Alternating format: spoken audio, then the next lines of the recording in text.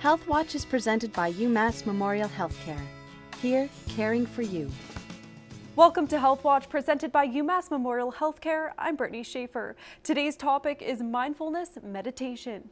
Mindfulness meditation, the definition is paying attention to the present moment without judging it, as if your life depends on it. One of the things that I like about mindfulness is kind of like learning to digest that, our life is not perfect. Who can benefit from mindfulness meditation? Anybody that is going through stress can benefit, and I think that we all have stress in our lives. It's very beneficial for patients with anxiety, with depression, with autoimmune diseases. We use it also with patients with migraines, hypertension, arrhythmias. What strategy should be used when meditating? The first thing that you tell the patient is the posture. So you have to be in a very dignified posture, straight back and relaxed. You tell them to close their eyes. A smile in your face helps relax your muscles. Another ingredient, then curiosity. Curiosity, they call it beginner's mind. If you're, for example, taking a breath, imagine that it's the first time that you take a breath. So it's being curious. I was like, how does it feel? Oh, it feels good. And the last ingredient is drop the self. Drop the self is, we have thoughts like all day long, all the time. And 90 or 80% of the thoughts are related to ourselves. And there's something called default mode network. And in this default mode network of the brain, there's an area called PCC, that is, doesn't matter the name, the posterior cingulate cortex. And when we are anxious, it's hyperactivated. And also, when you are thinking about yourself, it's hyperactivated. And when you have chocolate or recreational drugs also.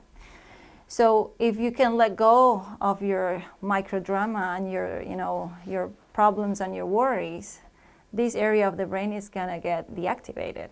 So that proves that if you're meditating, it doesn't matter if you're having thoughts, but if you just let them go and drop, your worries and say, okay, right now, I'm not gonna worry about that later. So you get more relaxed. Talk about the importance of self-compassion. If you add the self-compassion to the mindfulness, you increase the well-being hormones in your body, the endorphins and the oxytocin, and you can have really good results. How does mindfulness meditation help with stress? From the patients that we see, 60 to 80% of the conditions are worsened by stress or are triggered by stress. So, for example, migraines or autoimmune diseases like psoriasis, rheumatoid arthritis, lupus, patients with migraines. So if you're not going to treat the stress because the stress is going to be there, but if you teach them how to relate more healthier if you teach them how to relate with stress in a different manner, and not to react with fight-flight response to stress, we're going to prevent a lot of illnesses and exacerbations, and we're going to have healthier patients. How does meditation complement traditional medicine? I'm a family doctor, so I still use medicines, and I recommend meditation. I think that there's a lot of conditions that the patients, they still need to take the medication. But in some cases, you can wean the patients off those medications in the long run, or sometimes in a few months. So I still believe in there's some conditions that really need or for example, an infection, you need an antibiotic. Maybe if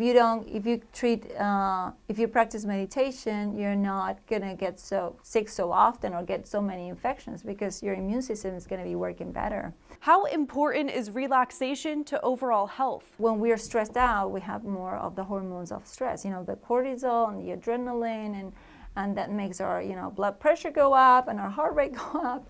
And when we practice the relaxation, we have the relaxation response, and we get more endorphins. That is the natural opioid of the body. We feel really good. We feel really, really good when we relax, and our body's working better, because when we are in the fight, flight, freeze, we are shutting down the immune system and we're shutting down the GI system. So that's why we get the stomach aches and we get sick. And all the stress hormones, they're not good for our bodies.